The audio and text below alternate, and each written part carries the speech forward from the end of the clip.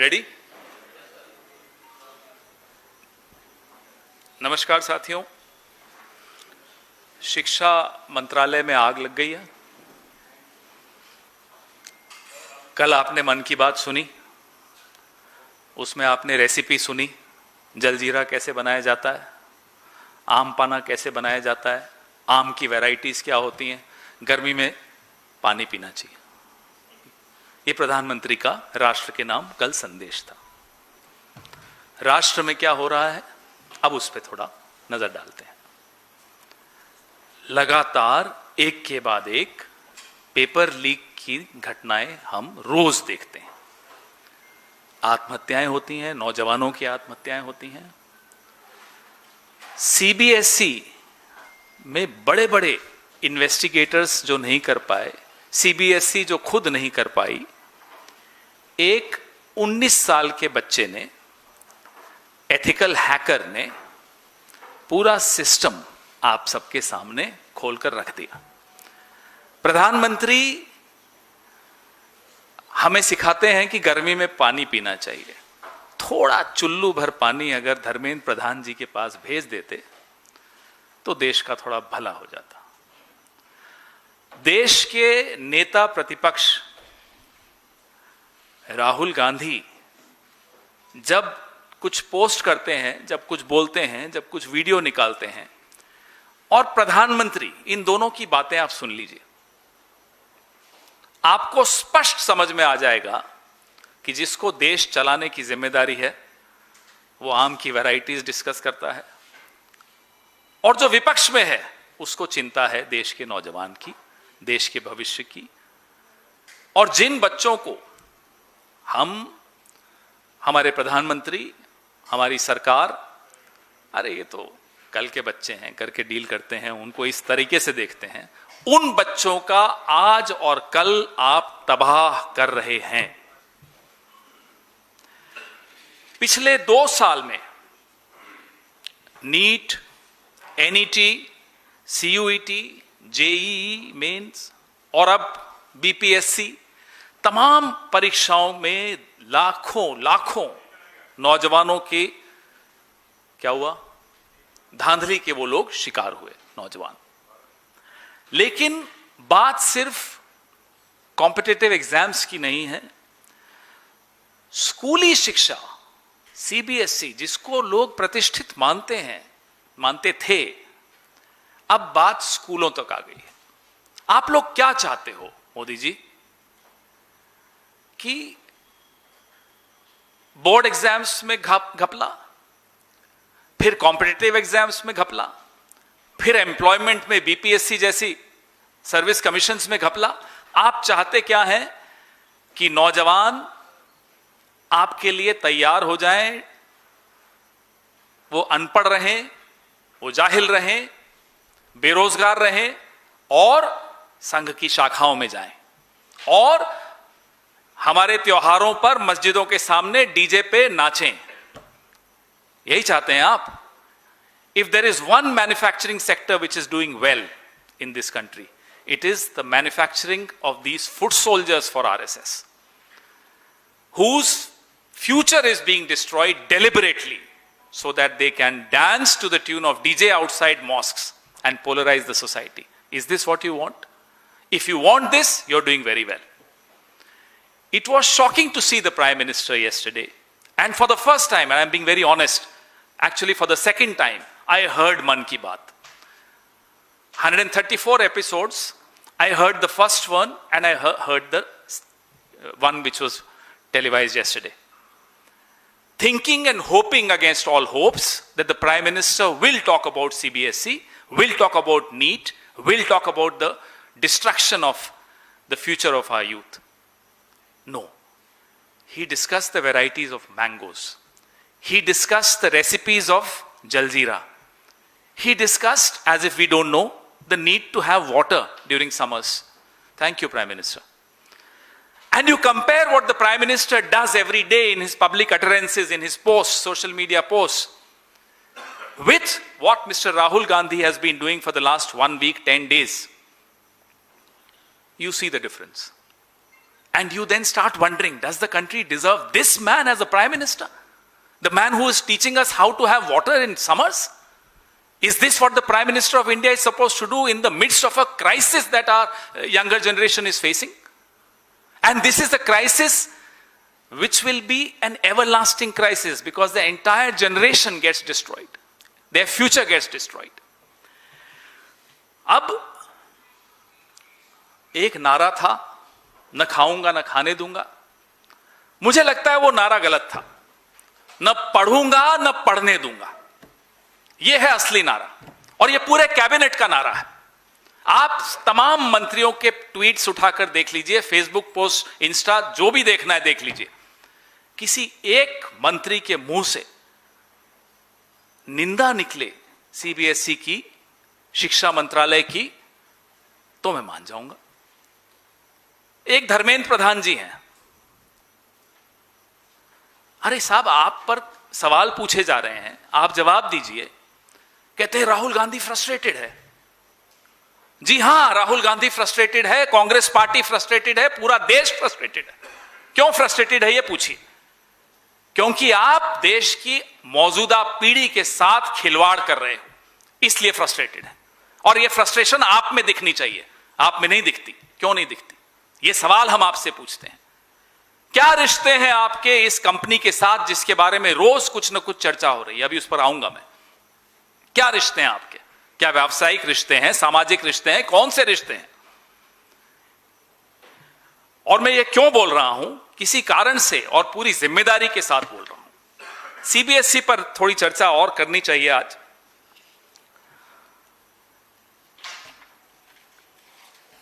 जब सीबीएसई ने यह नया सिस्टम लाए, पहले क्या सिस्टम होता था कि साहब ये आंसर शीट्स हैं, इस आंसर शीट्स को आप भेजोगे और इन्विजिलेटर जो होगा, एग्जामिनर जो होगा, वो उसको जांच करेगा उत्तरों की और मार्क्स देगा। बहुत सिंपल सिस्टम था ये सिस्टम था। इन्होंने कहा नहीं साहब, ये सिस्टम तो नेहरू जी का सिस्टम है, इसको हटाओ। ये कांग्रेस का सिस्टम है, इसको हटाओ। अब मोदी जी का सिस्टम आएगा। क्या था मोदी जी का सिस्टम? साहब, मोदी जी का सिस्टम ये था कि अब फिजिकल कॉपीज की जगह स्कैन्ड कॉपीज यानी कि डिजिटल कॉपीज पोर्टल पे डाली जाएंगी। ये आंसर शीट है, इसको आप स्कैन करेंगे, ये पोर्टल पे जाएगी। ठीक है साहब, इसके लिए कंपनीज आइडेंटिफाई करनी पड़ेगी, टेंडर निकालना पड़ेगा। टेंडर निकालने के लिए आपको कुछ पैमाने रखने पड़ेंगे।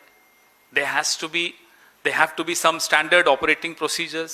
जो टेक्निकल स्टैंडर्ड्स होते हैं वो बड़े दुरुस्त होने चाहिए, बड़े पुख्ता होने चाहिए, ताकि कोई गलती ना हो। ठीक है, तो पहला राउंड हुआ टेंडर का। पहले राउंड में टीसीएस नाम की कंपनी, अकेली कंपनी थी, टाटा कंसल्टेंसी सर्विसेज, जो कि मार्केट की, इंडस्ट्री की एक लीडर मानी जाती थी। चलिए साहब, बोला नहीं एक ही कंपनी है, एक ही बिडर है, कैसे हो सकता है? एक और राउंड। अब जब दूसरा राउंड, उसमें कोई नहीं आया। फिर अगस्त 2025 में दो कंपनीज ने क्वालिफाई किया, टीसीएस और ये कोएम्प्ट एड्यूटेक। कोएम्प्ट एड्यूटेक, जिसके बारे में मैंने अभी एक सवाल उठाया कि धर्मेंद्र प्रधान जी, आपसे इनका क्या रिश्ता? और भाजपा के बाकी नेता भी बता दें, खुद ही बता दें, नहीं तो कोई 18-19 साल का लड़का फिर निकाल के ले आएगा कि साहब ये रिश्ता है। तो उससे पहले खुद ही बता दीजिए क्या रिश्ता है। अब क्या हुआ कि अगस्त 2025 में जो टेंडर आया, इसमें ये दो कंपनीज क्वालिफाई की। टीसीएस तो साइड में हो गया, कोएम्प्ट एड्यूटेक सामने आ गया। उसको क्वालिफाई करवाने के लिए जो स्टैंडर्ड्स होने चाहिए, जो पैरामीटर्स होने चाहिए, जो क्राइटेरिया होना चाहिए, उस सबको हल्का कर दिया गया, डाइल्यूट कर दिया गया। क्यों? ताकि कोएम्प्ट को लाया जा सके, उसको ये ठेका दिलवाया जा सके। क्या क्या काम किया, क्या क्या डाइल्यूट किया, वो आप सुन लीजिए। जो डीपीआई एक प्रिंट क्वालिटी होती है, वो 300 होनी चाहिए थी, टेंडर की कंडीशन थी, उसको घटा के 200 कर दिया। क्यों? ताकि कोएम्प्ट को लाभ पहुंचाया जा सके, उसको क्वालिफाई करवाया जा सके। जो स्कैन क्वालिटी की मैं बात कर रहा हूं, जो एक कंपलसरी चीज थी, रोबोटिक हाई स्पीड स्कैनर, बड़ा महत्वपूर्ण चीज है, ये मैंडेटरी था। मई 2025 जो पहला टेंडर था उसमें भी मैंडेटरी था। Mandated robotic high speed scanning system with spine preserved handling of answer books and a minimum resolution of 300 DPI। ये बड़ा क्लियर था और उसमें TCS क्वालिफाई कर गया था। लेकिन कैसे करें साहब, कोएम्ट को दिलवाना है, तो सबसे पहले तो ये हटाया कि साहब robotic high speed scanning system हटा के स्कैनर। अब स्कैनर इससे भी कर सकते हैं, नोकिया 1100 या 1700 उससे भी कर सकते हैं, जिससे चाहे आप कर सकते हैं। तो robotic high speed scanning system हटा दिया गया, कोएम्ट को लाभ पहुंचाया गया, स्कैनर शब्द ले आए, नंबर 1। नंबर 2, 300 DPI और को 200 कर दिया है, मैंने आपको बताया। पास परफॉर्मेंस का क्राइटेरिया था, फाइनेंशियल वीकनेस का क्राइटेरिया था, वो सब हटा दिया गया। हम सब सरकार में रहे हैं, सब पर कंपनियां आके दबाव डालती हैं कि साहब ये क्राइटेरिया हटा दीजिए तो टेंडर में मैं क्वालिफाई कर जाऊंगा। हम लोग नहीं सुनते तो हम विपक्ष में बैठे हैं, जो सुनते हैं वो जलजीरे की आपको रेसिपी बता रहे हैं। तो इन्होंने सुन लिया और ये सारे क्राइटेरिया हटा दिए। सबसे महत्वपूर्ण क्राइटेरिया था कि जो ब्लैकलिस्टिंग के रूल्स थे, कि जो कंपनी कोताही बरतेगी, जो कंपनी गलती करती हुई पाई जाएगी, उसको ब्लैकलिस्ट कर दिया जाएगा, वो हटा दिया। अब ये कंपनी रंगे हाथों पकड़ी गई है, लेकिन ब्लैकलिस्ट नहीं होगी। पेनाल्टी लग जाएगी, पेनाल्टी दे भी देंगे, जहां करोड़ों अरबों कमाया वहां लाखों देने में क्या जाता है, और वो लाखों भी इनकी जेब से नहीं जाएगा। मैं बताता हूं क्यों। आज राहुल जी ने एक ट्वीट किया, आपने देखा होगा। अब बच्चों को अपने पेपर का रीवैल्यूएशन कराना है तो 2000 रुपए टोटल लगेंगे। 5 लाख बच्चों ने रीवैल्यूएशन के लिए अप्लाई किया। कितना हो गया? 5 लाख इंटू, नहीं ज्यादा, 100 करोड़। तो 100 करोड़ तो यहीं आ गया, गलती कंपनी की, भुगत रहा है बच्चा। जेब किसकी खाली हो रही है? मां बाप की। उस पैसे से आप थोड़ी पेनाल्टी दे देंगे। धर्मेंद्र प्रधान खुश, कोएम्ट खुश, मोदी जी आम की वैरायटी बता ही रहे हैं आपको। उस पैसे में आम भी मिल जाएंगे, थोड़े बहुत बांट लेंगे, हम सब खा लेंगे आम। हम तो आम से तो मोदी जी का बड़ा पुराना रिश्ता है। हमने सुना था पत्रकार बोल रहे थे, सर आप आम काट के खाते हैं, चूस के खाते हैं। आम से बड़ा पुराना रिश्ता है मोदी जी का। सबसे पुराना रिश्ता होता है ना, आम से भी बड़ा पुराना रिश्ता है। खैर, तो एक्सपीरियंस क्राइटेरिया हटा दिया। अब एक और क्राइटेरिया था कि साहब जिस कंपनी को ये ठेका मिलेगा उसका अपना डेटा सेंटर होना चाहिए। भैया शांति प्लीज, उसका अपना डेटा सेंटर होना चाहिए। वो क्राइटेरिया हटा दिया कि नहीं साहब थर्ड पार्टी क्लाउड यूज करेंगे। क्लाउड यूज हो गया, कोएम्ट क्वालिफाई हो गया।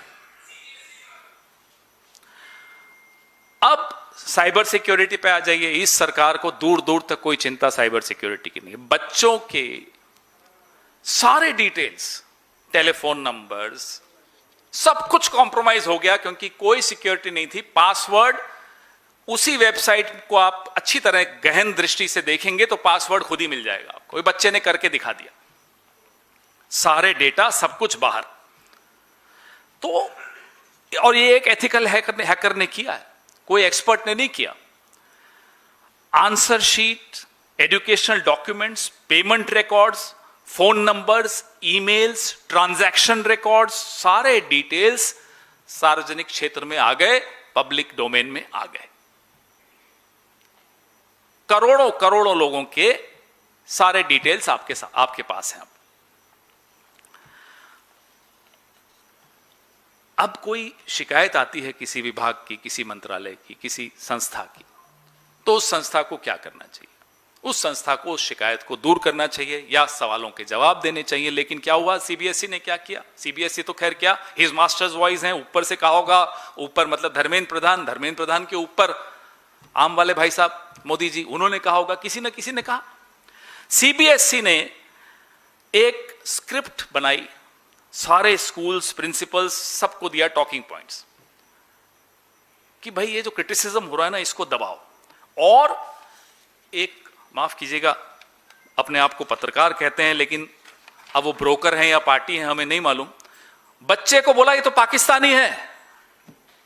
सार्थक या जो बच्चा था जिसने बेचारे ने सबसे पहले एक्सपोज किया, वो तथाकथित पत्रकार, मैं पत्रकार बोलने में बड़ा घबराता हूं क्योंकि वो शब्द बहुत सम्मानीय शब्द है, बहुत सम्मानीय पेशा है, लेकिन वो अपने आप को पत्रकार कहता है। और मैं बार बार उससे पूछना चाहता हूं कि तुम पार्टी हो या ब्रोकर हो।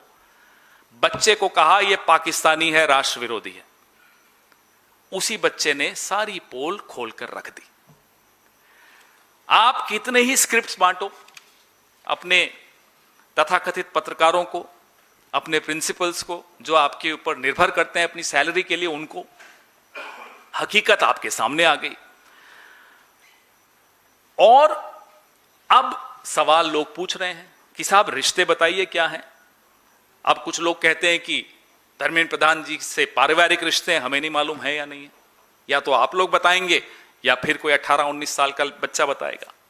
जो भी हो, 18.5 लाख बच्चे सिर्फ सीबीएसई की शिकार बने। और अगर हम सारे एग्जाम्स पिछले 4-5 हफ्तों से जो चर्चा कर रहे हैं उठाकर देखें तो 55 लाख बच्चे, यानी कि 55 लाख परिवार आज संशय में जी रहे हैं, परेशानी में जी रहे हैं, और धर्मेंद्र प्रधान के शब्दों में बोलूं तो फ्रस्ट्रेटेड है। धर्मेंद्र प्रधान के चेहरे पे शिकन नहीं है, कोई फ्रस्ट्रेशन नहीं है। अब जो हुआ मैं आपको प्रेस रिलीज में दे ही रहा हूं, तुलना कर रहा हूं, लेकिन एक बड़ा इंपॉर्टेंट, बहुत महत्वपूर्ण डेटा पॉइंट है जो मैं आपसे साझा करना चाहता हूं। यूपीए 2 2013-14 में जो शिक्षा पर बजट में खर्च किया जाता था वो 4.77% था बजट का। आज मोदी साहब अभी थोड़े दिनों में मनाएंगे अपने 12 साल, 2.50%, 50% घटा दिया बजट में शिक्षा का हिस्सा। Education expenditure has dropped from 4.77% under UPA, last year of UPA, 2013-14, to 2.50% in this 12th year of Modi. ये 50%, 50% लगभग घटाया गया। और एक मैं इसको संकट भी नहीं कहूंगा, ये क्राइसिस है, एक सुनामी आ रही है, पूरी पीढ़ी बर्बाद की जा रही है, हमें आपको व्यस्त रखा जा रहा है। व्यस्त भी अजीब अजीब चीजों में। कभी किसी तथाकथित लिबरल से कोई आर्टिकल लिखवा देंगे, हम लोग सब उस पर चर्चा करने लगे। अरे किसी पे चर्चा मत करिए, सीबीएसई पर आइए, नीट पर आइए, सवालों पर आइए, जवाब मांगिए। हमारे सवाल मोदी जी से, क्योंकि और तो कोई इस सरकार में है नहीं, वही है अकेले। Why did the CBSE ignore warnings from teachers and experts about 36 major flaws in the digital evaluation system and recklessly impose it on 18.5 lakh students within weeks? जैसे SIR आता है ना साहब, चुनाव आया, SIR जस्ट पहले चुनाव के कर दिया, एग्जाम आ रहे हैं जस्ट पहले ये OSM ले आए साहब, ऑन स्क्रीन। अब जब भी होगा ऑन स्क्रीन होगा। क्यों? आपने बहुत सारे एक्सपर्ट्स, बहुत सारे अध्यापकों की चेतावनियों को क्यों नजरअंदाज किया? उन्होंने 36 बिंदु आपको बताए थे कि इन बिंदुओं पे ये इवैल्यूएशन सिस्टम गड़बड़ है, आपने उसको नजरअंदाज किया और 18.5 लाख बच्चों का भविष्य अंधकार में झोंक दिया। नंबर 2 कि who ordered the dilution of CBSE tender norms by reducing scan quality standards, removing mandatory robotic scanners and weakening cyber security safeguards before awarding the contract? ये किसके आदेश पे हुआ कि आपने टेंडर की कंडीशंस, जो शर्तें थी, वो हल्की कर दी? किसको लाभ पहुंचाने के लिए? तो सामने दिख रहा है, लेकिन किसके आदेश पे हुआ यह दिखना जरूरी है। जहां आपने प्रिंट क्वालिटी, स्कैन क्वालिटी सब कुछ हल्का कर दिया, सब कुछ शर्तें हटा दी, जो रोबोटिक मैंडेटरी रोबोटिक स्कैनिंग था वो हटा दिया, वीक साइबर सिक्योरिटी कमजोर कर दी, किसके आदेश पे हुआ? यह जवाबदेही तय होनी बहुत जरूरी है। Why were technical eligibility rules repeatedly changed under a particular vendor until a particular vendor became eligible, and what explains the alleged proximity between the contractor and individuals linked to the BJP ecosystem? आखिर एक company को लाभ पहुंचाने के लिए आपने नियम लगातार क्यों बदले? क्या रिश्ते हैं उस कंपनी के भारतीय जनता पार्टी के इकोसिस्टम के साथ? Number 3, why were technical eligibility rules repeatedly changed? Sorry, what are the financial dealings of the BJP leaders with Coempt?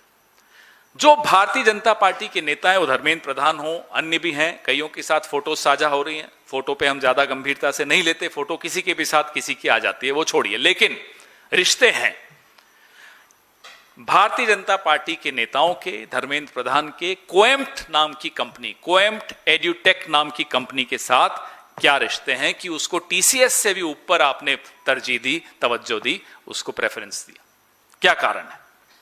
जबकि उसका रिकॉर्ड बहुत शेडी है, it has a very shady track record. 2019 in Telangana they were caught red handed, तब उस company का नाम कुछ और था, फिर इन्होंने नाम बदला, ग्लोबरेना नाम था, फिर ग्लोबरेना से ये आ गए कोएम्प्ट एड्यूटेक पे, पीछे तो वही लोग हैं। तो कारण क्या था, क्या रिश्ते हैं? नीट, यूजीसी नेट, सीयूईटी और अब सीबीएसई, और आपने यूजीसी की फंडिंग पूरी खींच ली, स्कूल्स बंद हो रहे हैं, पूरा भारत का शिक्षा तंत्र धकेल रहे हो आप एक गड्ढे में। क्यों धकेल रहे हो? कारण क्या है? क्या वही कारण है जो हमें लगता है कि आपने अग्निवीर भी किया? ये सब कारण वही है।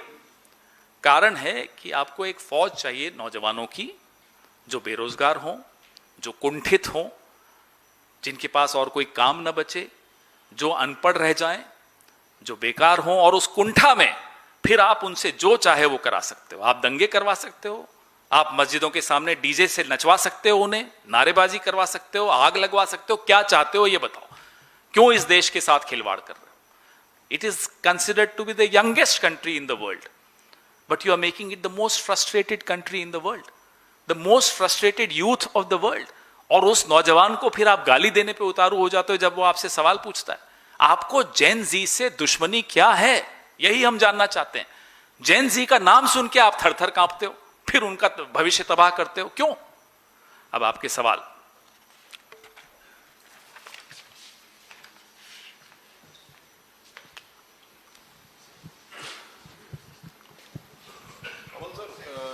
मैं आमिर न्यूज़ नेशन से। अभी सीबीएसई ने री इवैल्यूएशन पोर्टल जो है उस पे उसकी शुरुआत करने की बात की थी, और आज अभी भी उसको खोल रहे हैं हम, तो अंडर मेंटेनेंस दिखा रहा है। मतलब अभी भी आप जो मेरे पीछे वीडियो चल रहा है उसमें एक बच्ची का ट्वीट मैंने डाला है, यही शिकायत उसने की कि साहब हमें आगे भी कहीं अप्लाई करना है, उसकी लास्ट डेट आज है और वो अप्लाई नहीं कर पा रही क्योंकि पोर्टल बंद है।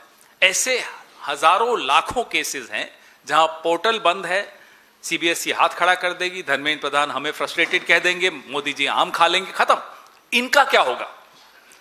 एक और ट्वीट मैंने इसमें डाला है जहां एक बच्चा मार्मिक अपील कर रहा है, मोदी जी आप अपने बच्चों की सुनिए, और वो अपील मोदी जी से नहीं हम सबसे है। उसके एक दोस्त ने सुसाइड कर ली। नौजवान, इतना दुखी नौजवान हमने नहीं देखा इस देश में कभी भी। हम सब उस दौर से गुजरे हैं जब प्रेशर बहुत होता है, लड़के लड़कियों दोनों पर प्रेशर होता है।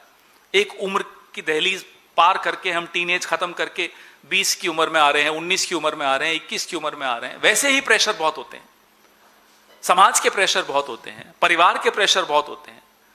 बहुत छोटे गांव देहात से आते हैं तो लड़कियों पर शादी का प्रेशर होता है, और उस दौरान उनको कुछ कर दिखाने की इच्छा होती है, चाहत होती है, कंपटीशन में जाना चाहते हैं या चाहती हैं, उसमें सरकार आपको कुछ सहूलियत दे, उसके स्थान पर आपको आपकी मुसीबतें और बढ़ा ले कि आप आत्महत्या के कगार पे चले जाएं, ऐसी सरकार को आप क्या कहेंगे? उसको आप अपना कैसे मानेंगे? जी सर, मेरा भी यही सवाल था पहला।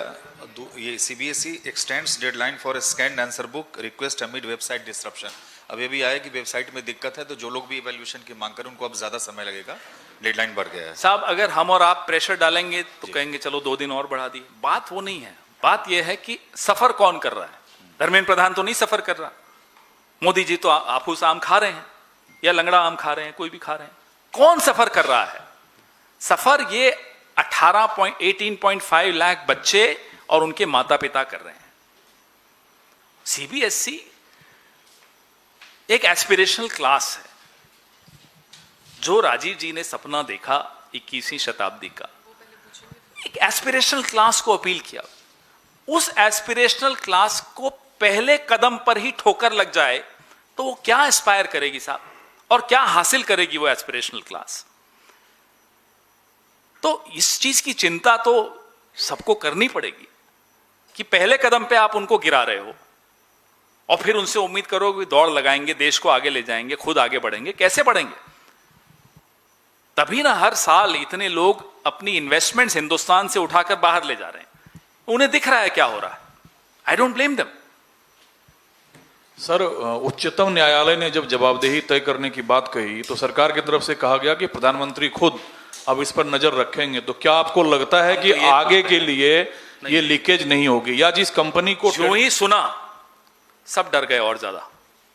ये तो धमकी थी कि प्रधानमंत्री खुद निगरानी कर, भाई साहब बख्श दो। 12 साल आपने जो जो निगरानी रखी हमने देख लिया, आप बस ये सलाह दो कौन सा आम खाना है और रेसिपी 2-4 और भेज दो कि आम पाना कैसे बनना चाहिए, उसमें नींबू डालना चाहिए या नहीं डालना चाहिए। क्या ये प्रधानमंत्री हैं? ये प्रधानमंत्री हैं भाई साहब। आप निगरानी मत रखो, शायद हमारा बेड़ा पार हो जाएगा। Pawan ji, leader of opposition Rahul Gandhi ने भी इन बच्चों के साथ मुलाकात की, एक वीडियो सोशल मीडिया पर और हम लोग के साथ भी साझा किया गया है, और आप भी तमाम सवाल जो है वो उठा रहे हैं। लेकिन इसका निवारण क्या मानती है कांग्रेस पार्टी? किस तरह से बच्चों को इस फ्रस्ट्रेशन से, इस परेशानी से बाहर निकाला जाए ताकि वो आगे के लिए अपने आप को तैयार कर सके? 54 साल 7 महीने हमने भी सरकार चलाई ना, कभी ऐसा होता हुआ सुना आपने? सीबीएसई एक पैमाना माना जाता था, पैमाना ही तबाह कर दिया। अब आप हमसे पूछते हो साहब क्या सलाह है हमारी? आपको तो सब कुछ बदलना है ना, नेहरू जी के वक्त का, इंदिरा जी के वक्त का, राजीव जी के वक्त का, नरसिम्हा राव जी के वक्त का, मनमोहन सिंह जी के वक्त का, सब बदलना है ना। बदल लीजिए, देख लीजिए। सड़कों के नाम बदलने, शहरों के नाम बदलने, एयरपोर्ट्स के नाम बदलने, बदलना है बस सब कुछ। नतीजा देख रहे हैं आप की रुचि ही नहीं है सरकार चलाने में, आपकी रुचि है सरकार में आने में, फिर उसके बाद लूट खसोट मचाने में। कोई रुचि नहीं है आपकी नौजवान में। जाए भाड़ में, कोई दिक्कत नहीं देश, इनको कोई दिक्कत नहीं। पवन जी, मेरा सवाल यह है कि आप लोगों के आरोपों के बीच में ये कहें कि राहुल गांधी के आरोपों के बाद शिक्षा मंत्री धर्मेंद्र प्रधान ने कहा है कि मूल्यांकन में जो भी गड़बड़ी पाई गई है हम उसको सुधार लेंगे, समाधान निकाल लेंगे, मैं पूरी जिम्मेदारी लेता हूं। क्या इन सब आत्महत्याओं की जिम्मेदारी लेते हैं? लिखित में ले लें। एक पूरी की पूरी पीढ़ी कुंठाग्रस्त कर रहे हैं, जिम्मेदारी लेते हैं। जिम्मेदारी लेकर क्या करेंगे? इस्तीफा देंगे? लाल बहादुर शास्त्री जिम्मेदारी लेते थे, इस्तीफा देते थे। माधवराव सिंधिया जी जिम्मेदारी लेते थे, इस्तीफा देते थे। दें, दिखाएं हिम्मत, हम तब मान लेंगे हाँ आप जिम्मेदारी लेते हैं। या मोदी जी इनको जिम्मेदार माने, इनका इस्तीफा लें। न वो इस्तीफा देंगे न ये इस्तीफा लेंगे, सिर्फ जबानी जमा खर्च कि साहब मैं जिम्मेदारी लेता हूं। लीजिए जिम्मेदारी इन आत्महत्याओं की, लीजिए जिम्मेदारी इस कुंठाग्रस्त पीढ़ी की और इस्तीफा दीजिए। पवन सर, जाजी रुक जाइए, आपका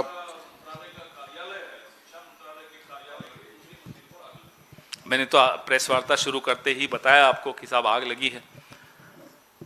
क्या जो सवाल हम पूछ रहे हैं उनके जवाब उसमें झुलस जाएंगे? यही हम जानना चाहते हैं।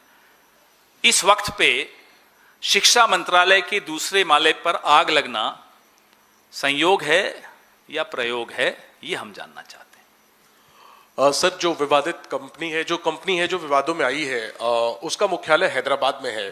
आप आरोप लगा रहे हैं कि उस कंपनी के बीजेपी के आला नेताओं के साथ रिश्ते हैं, वित्तीय लेन देन का आरोप लगा रहे हैं। राज्य में आपकी सरकार है, तो क्या हम अपेक्षा करें कि जो तेलंगाना की कांग्रेस सरकार है वो इस मामले में कोई पहल करेगी और इस कंपनी पर जांच करेगी, कंपनी की जांच करेगी, ताकि जो आप आरोप लगा रहे हैं उससे संबंधित कुछ फैक्ट्स ठेका किसने दिया? हर तरफ से आपको केंद्र सरकार को बचाना है। माफ कीजिएगा जैनेंद्र जी, नहीं, मेरे को बोलने दीजिए। अब आपने पूछ लिया ना, माइक अब मेरे पास है, अब आपके पास नहीं है माइक।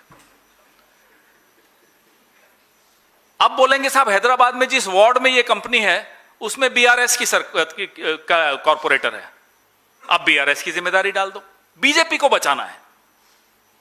ठेका किसने दिया? केंद्र सरकार ने दिया। एक्शन कौन लेगा? केंद्र सरकार लेगा। लेकिन एक्शन नहीं लेगा केंद्र सरकार, क्योंकि ब्लैकलिस्टिंग का क्लॉज हटा दिया गया है। खींच खांच के कहीं ना कहीं आप नेहरू जी तक ले ही आओ भाई साहब, मान जाओ मेरी बात, छोड़ दो ना। रेवंत रेड्डी की क्या गलती? आप तो नेहरू जी पे आओ कि वो जो जगह है जहां वो जमीन है जिस पर वो फैक्ट्री है, वो जमीन पे नेहरू जी ने कुछ किया होगा तो नेहरू जी की जिम्मेदारी, मान जाओ, चलो खत्म करो बात। ये 18 घंटे काम करते हैं प्रधानमंत्री। नेहरू जी बेचारे मरने के बाद आज तक काम कर रहे हैं साहब, इनको काम ही नहीं करने दे रहे। इतनी मेहनत करने वाला कोई देखा आपने? और किसी का नाम लेना है, इंदिरा जी का लेना है, बता दो। राजीव जी, नरसिम्हा राव जी, अरे नरसिम्हा राव जी तो हैदराबाद के थे, आंध्रा के थे, तेलंगाना के थे, बताओ जी, उनकी गलती होगी। और मनमोहन सिंह जी 10 साल प्रधानमंत्री थे, 12 बार गए तेलंगाना, हैदराबाद, हो सकता है उनकी गलती हो। सोनिया जी की भी गलती हो सकती है कि तेलंगाना बनाया उन्होंने। मोदी जी के अलावा सबकी गलती है। किस चैनल में है जैनेंद्र जी आजकल आपका?